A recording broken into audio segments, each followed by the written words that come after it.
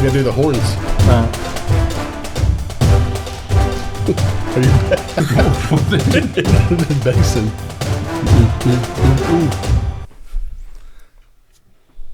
Hello, everyone, and welcome back. We are back. We're back, baby. Season 4. Yeah. Season 4, really? Season 4, yeah. Can you believe it? Yeah, we're still alive. That's amazing. Baba Java's still open. Baba Java's still open. We're still alive. Praise God. And we're back. So we're whether back. you like it or not, Yeah. here we go. Hi, everyone. Welcome to CoffeeU. That's right. Who are you? I'm Nathan. I'm Brad. I own Co-host. stuff. You do. I do stuff. You do stuff. Brad does stuff. Sometimes. Welcome back. We're so glad to be here. We are. And today, That camera's Brad, higher. we have some very What kind of guests are they? specialty guests. Yes. Right? We are. All the way from the golden shores of Dubai. Were there golden shores? No, it's more white sands. White sands. Yeah. But we didn't see that. No. Crystal blue waters. That's right. Icebergs floating. Maybe In the one Gulf. day. Maybe one day. I missed Oh. it. Money It's can an buy iceberg. anything. No, didn't see them. Okay.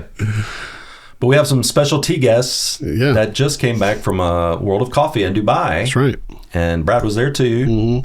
I didn't go. No. I always You miss could out. have. I always, well, I mean, anyway, maybe one day. One day we will.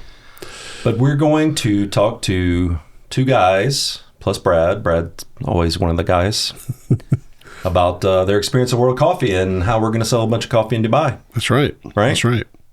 As everyone knows, we do have coffee distribution there. We've had Josh and Rachel on before, but selling green unroasted coffee to roasters in the region. And so that's what we're doing there. And the why we go to World of Coffee is it's one of the largest coffee expos in the world. Of course, it's Dubai, has to be. But it's a great opportunity to meet coffee roasters from all over the world. I mean, we met mostly in the region, in the Gulf region, but we met Russian roasters, Persian roasters, Indonesian. I mean, from all over the world, they come. So, Did the Russian roasters infuse it with vodka, or I mean, how does we didn't meet any in co-ferments with vodka. Oh, that would be interesting, though. But we will talk about some interesting co-ferments and things with coffee later. But it's great. We it's a 3-day event, and it's 3 long days, but it's fun. You're on your feet for probably 10 hours. But we had a great time. Met a lot of really great people, again, from all over the world. And seeing the great work that Josh and Rachel and their team are doing was fantastic. So Why do we go to World of Coffee? Why does Baba Java go? This is our third time. it's our third time. Yeah. Again, so it's to meet roasters, make those contacts, potentially meet green suppliers too. I was able to talk to some Yemeni suppliers, which might work out. We'll see. Tell them why we have to meet Yemeni suppliers, Brad. Do we want to talk about that? Well, You know, the Houthis are in control of Yemen. yeah, we have never really mentioned. So, as everyone knows, Yemen was a flagship coffee of ours for our first 5 years. Yeah. We wrote after we saved Yemen. right. According to one of the local news stations, wrote that Baba Java saved Yemen. We saved Yemen. I don't know. We didn't do a good job because No, there's the Houthis then took control completely. So we actually through a contact in Oman, we actually sent money to Yemen to buy coffee, and it Got stolen by the Houthis. Got stolen. So, which is unfortunate, but was able to meet some farmers. It's funny. I met this Yemeni coffee company where the Yemeni guy lives here in the States, and his American business partner lives in Dubai. So I thought that was very strange. But that was really cool to me, and they have some really good coffee. So maybe, hopefully, in the near future, we can get Yemen back. So we'll see how that goes. They are legitimate, so we won't be sending coffee to Yemen. Money to Yemen, we'll be sending it to their bank. To an actual bank. Yeah, to a bank in company Dubai, that won't get stolen by Houthis. Exactly.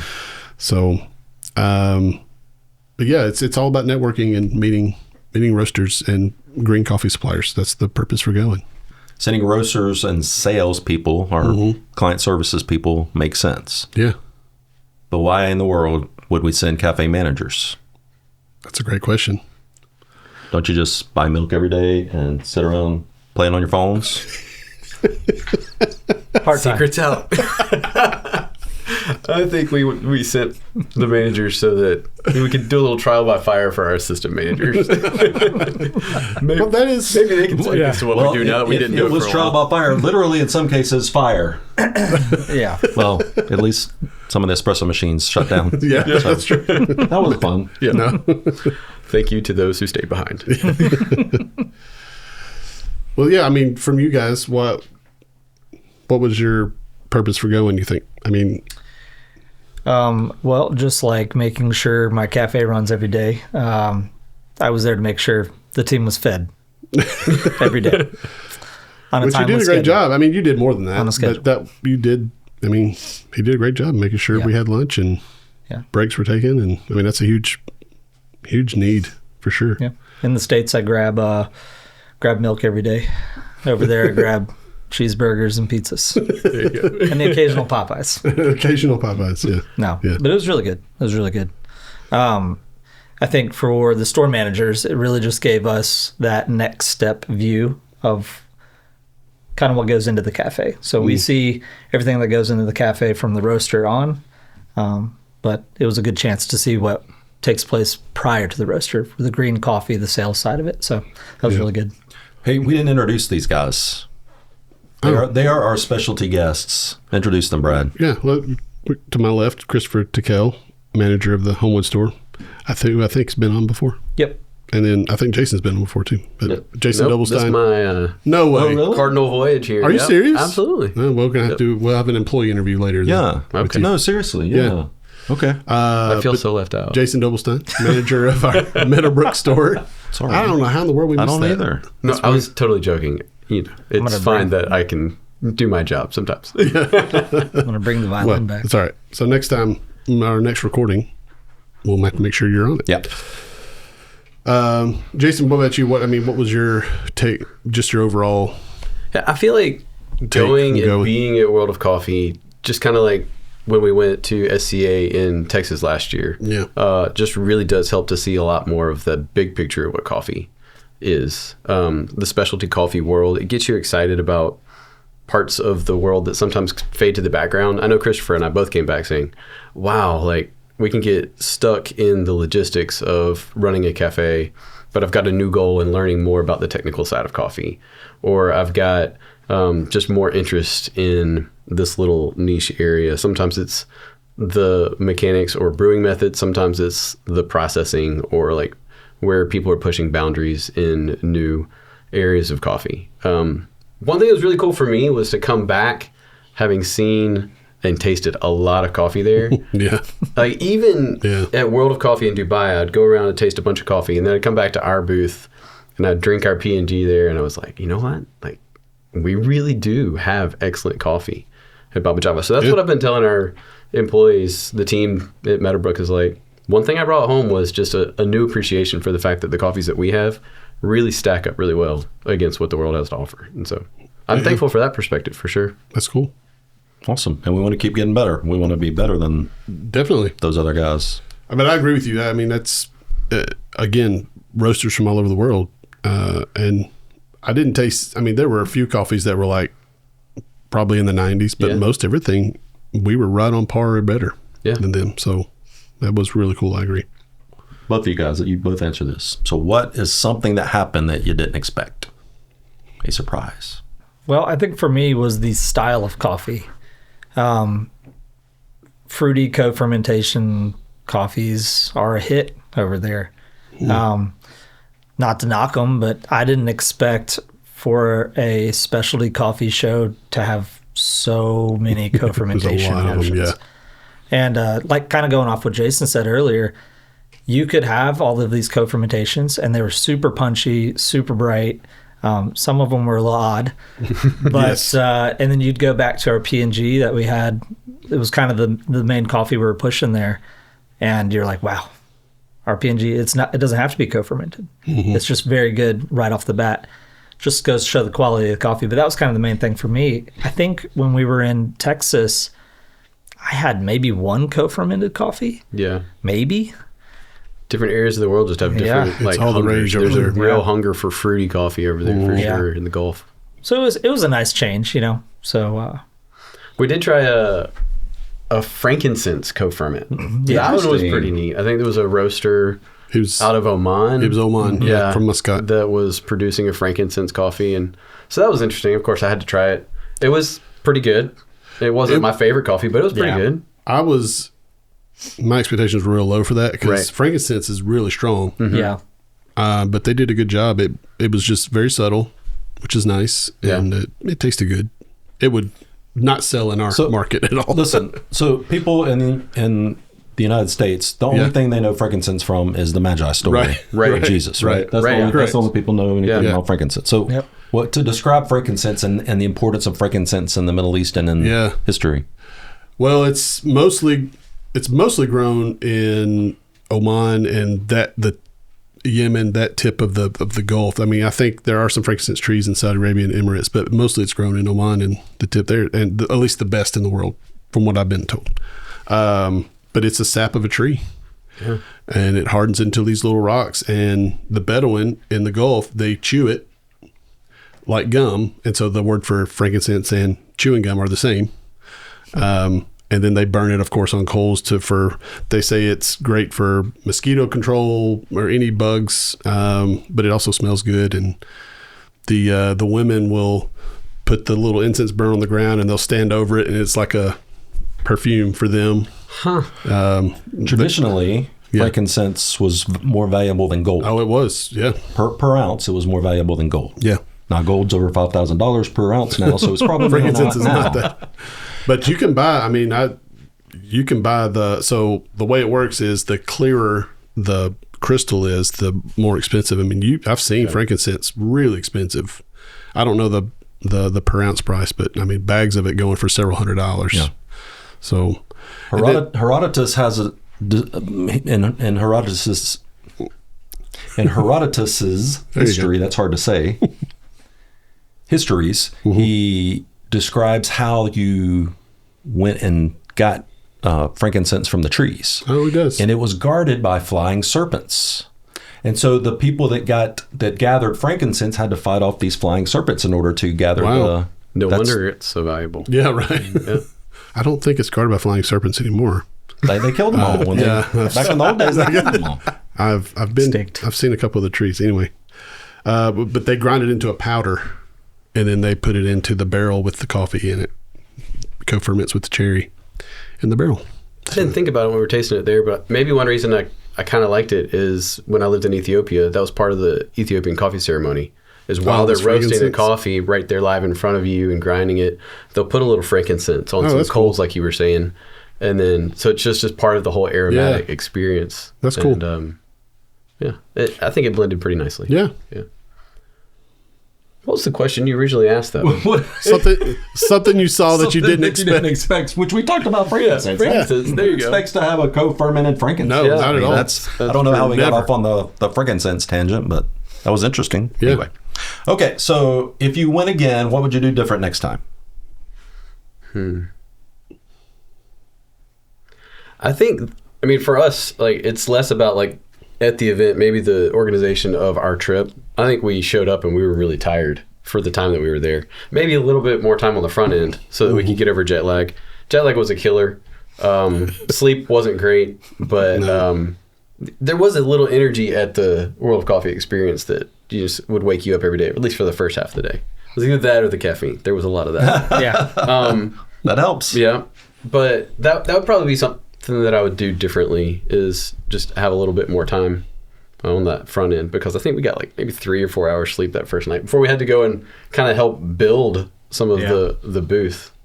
That was surprising, getting in there that first day when the whole convention center looked like it was under construction, and then 24 hours later it was pristine. It was pretty amazing. What about you, Tickell? Yeah, maybe study a little more on the coffees that we were offering. it's crazy here in the States. We only see what we have on the shelf essentially, and those are our coffees. And then you get over to Dubai and you realize there's 5 offerings of P&G. Yeah. And you're like, and well, 2 offerings which one is the one I know? You know? Right. Yeah. So that was mainly it for me. Actually, that was my biggest takeaway coming home is I wanted to learn more about just how many offerings we have over and above what's on the shelf. I think when you tell the customer that comes in the cafe, like, we work with X farm and this is the coffee we get from that farm. Well, we're not just getting the one bag. We're helping this farm out in many different ways. And I think that's just the big picture, like Jayson was saying, the bigger picture about what we do at Bava Java. So maybe, learn a little more. Sleep didn't affect me as much, though. I was the one snoring. So I got the good end of that deal. Hey, I don't know, somehow you beat me to sleep, which is crazy because I'm usually like immediately out. Yeah, my wife complains about that all the time. So. All right. So if you were giving advice, what would you tell a roaster or cafe owner who's going for the first time? Are we talking about World of Coffee or just a specialty coffee expo? Because it was really interesting the way these two were so different to me. The one that we went to last year, that was kind of like maybe the Americanized version, and then this one. I feel like last year there were lots of stickers and giveaways, and you had a bag that they handed you as you walked in. It was like, what can I get? What can I take home? That was kind of the mentality that you had, and I think that threw you into like almost this sensory overload, scenario where it's like, I need to get what I can, and everybody was vying for your time and for your attention. Maybe it's that I was there more as a presenter this year rather than as an attendee, but I felt like a lot of that got stripped away and it was just more about the coffee. I enjoyed this one more. So if I was going to give a recommendation, I'd say try not to get distracted. Focus on, have a plan. Focus on what you need. Are you looking for coffee? Focus on coffee. There's some really cool roasters and brewing equipment, but if you're looking for coffee, focus on that. So kind of have a plan going in because it's huge. And you could waste a lot of time. It's very with ineffective things. No doubt. Just like 1,000 booths. For sure. I mean, I would piggyback off that completely. I think the U.S. version of the same show is very consumer based. Everybody's there. They want to buy product. They want to buy gadgets.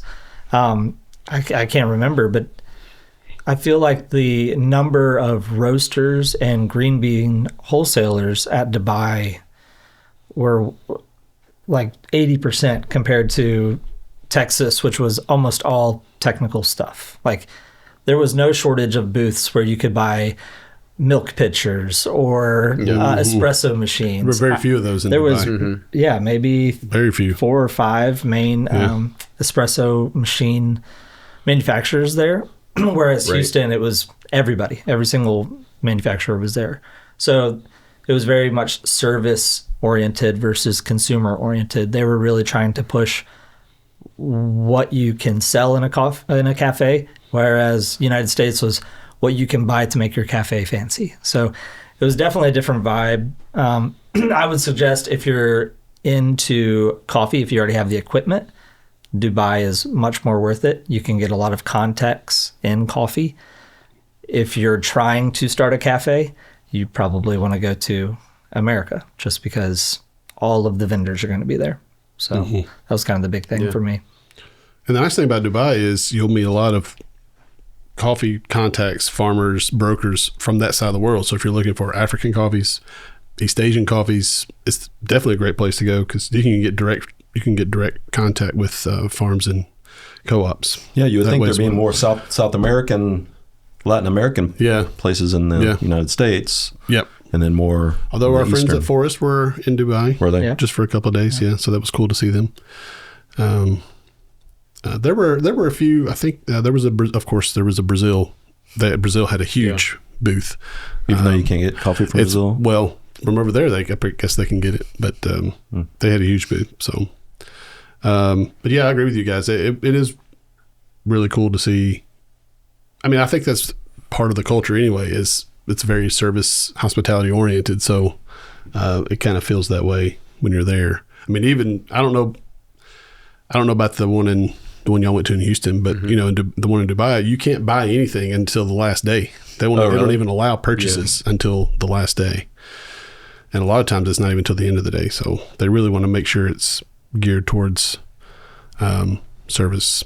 And so, yeah, Houston was like daily giveaways, raffles. You really didn't have to buy anything because they were giving so much away. Yeah, there was none of that really. I mean, you got a massive gift bag walking into the venue in Houston. So, I mean, maybe I just missed it at the World of Coffee we went to here in Dubai, but the amount of espresso that was pushed at me in Houston wasn't there this time. This time it was more like, you know, pour over coffee. Yeah. So like that strength of coffee allowed you to taste more coffee and not just, you know, lose your senses to the caffeine buzz. So mostly espresso in Houston. Yeah, I feel like there was a lot of that. Like everybody was just like, here you go. And I don't know if it was like more of a coffee tourism happening at the American event, and so it's just a lot of that going on, and then more of like the coffee business happening at the one in Dubai. But yeah, I would agree with that. Of course, there were some people who showed up at the one in Dubai who knew nothing about coffee too. Oh, like, really? Hey, my cousin just is getting into coffee. Said I should come and learn as much as I can. Yeah, there was. We had someone come to our booth saying that. I said we're a green coffee wholesaler, and like, well, does green coffee taste different than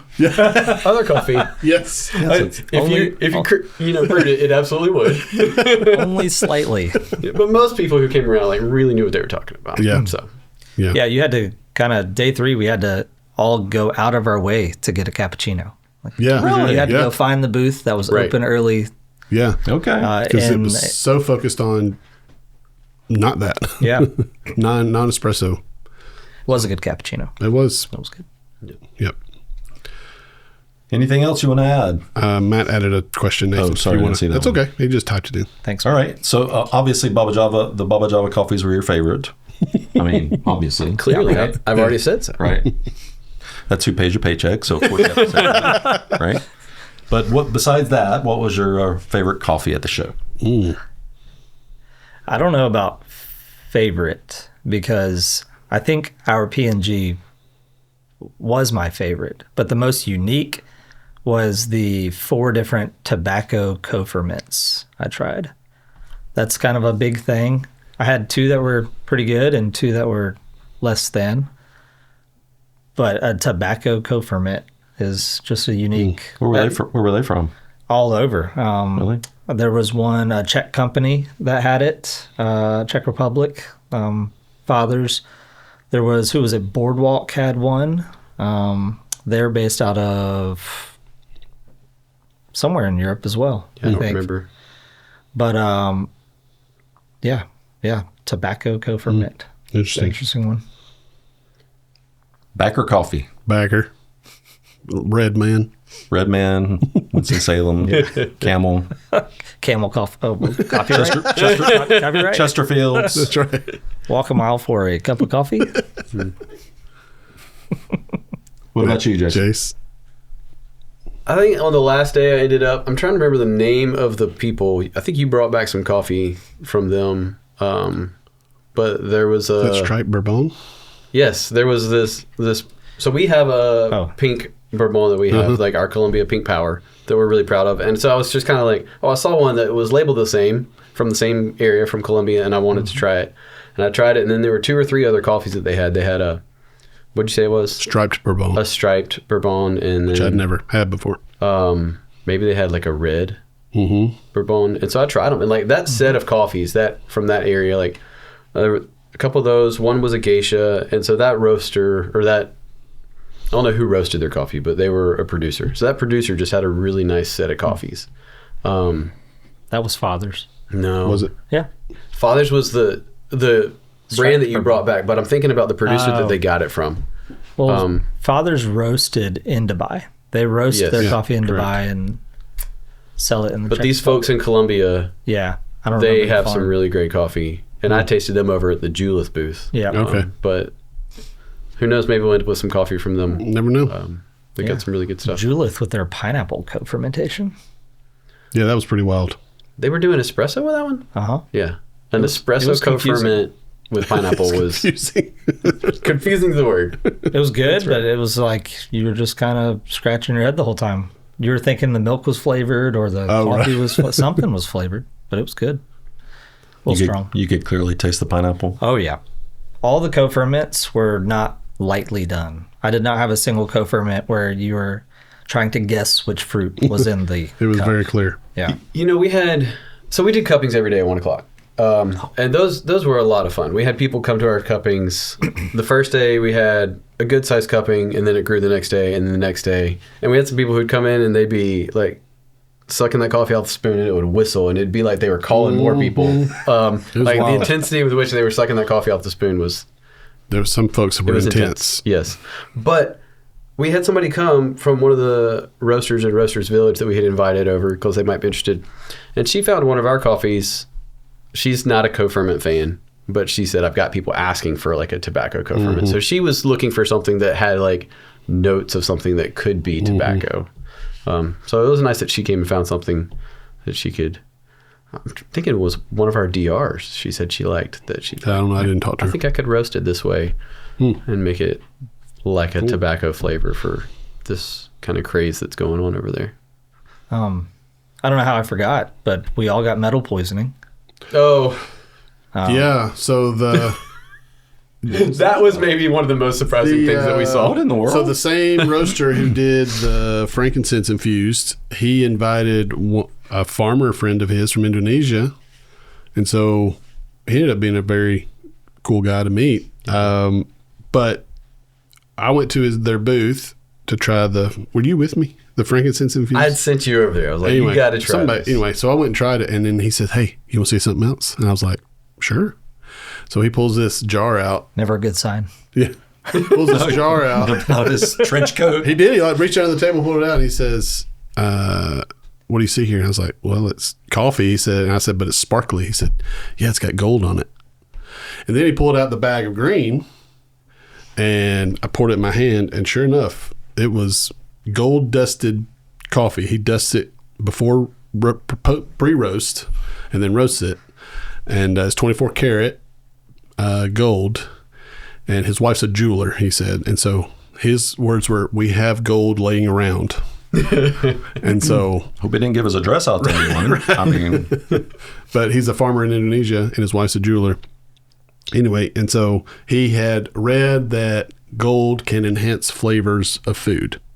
And so he's like, well, why not try it? So I think he was selling it for like $200 or $300 per, like, Pour over cup. yeah, Like it's insane amount of money. but y'all got to taste it for free. We got to taste it for free. Nice. I mean, and I don't know. And about, it was- I don't know about the poisoning. Listen. 24 karat gold, I think, is supposed to be okay, but I'm still not going to make a habit they out used of to it. treat You know? tuberculosis with gold salts, and it was a medical remedy with gold salts. Yeah. That's As long as it really is the pure And his stuff, I coffee think was you're good. okay. It's Indonesia specialty grade. I don't know that the gold did anything for it. Maybe it did, but The coffee tasted good. It was good. We didn't taste it without the gold. that's so right. We wasn't like a didn't have the control. yeah. comparison. I think the coffee was a co-ferment as well, was it not? With grape? It didn't taste like a co-ferment. Okay. Thought it was a grape co-ferment. Anyway, so that was one wild. of the wild ones. Interesting. Yeah. All right. I'm very biased, but the best coffee I taste outside of our P&G was this anaerobic natural Yemeni. It was unbelievable. That was one from Cherry Beans. No, it's from Copper. What's their name? Copper something. That's the guy who the Yemeni lives in the Virginia, Okay. and his American partner lives in Dubai. Anyway, but that was really, really tasty coffee. We brought some back. We're sample roasting it, so we'll see how it goes. But that one was really, really good. Really enjoyed it. It was really cool, like being there and having from day to day, like you'd see some of the same people come by, and like some of us were even going by some of the other booths multiple times. So it's like you feel like you're creating these relationships, or even for some of the guys who were there in years past, like revisiting relationships. So I got to make sure I go talk to these guys. Yeah. I remember from last year. So the community and coffee there, that was just really neat. Yep. Having the friendships that just were there as kindred spirits. Yeah. On the presenter side, something I didn't experience last year. Yeah, especially when you see some of them after the show at their cafe and stuff, Yeah. and they immediately recognize you when you walk through the door, and it's like, Oh, yeah. okay, we're all in this. Yeah. Of course, when they all say stuff like, see you next week or something, it's like, well, guys, I won't be here, but that's Next okay. year. next year maybe. All right.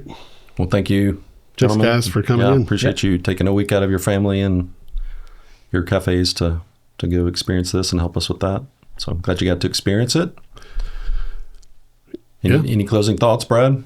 No. Thanks, guys. We appreciate you coming on. Yep. Thanks, guys. Thanks, Brad. And of course, thank you all. And we'll see you all next time on CoffeeU.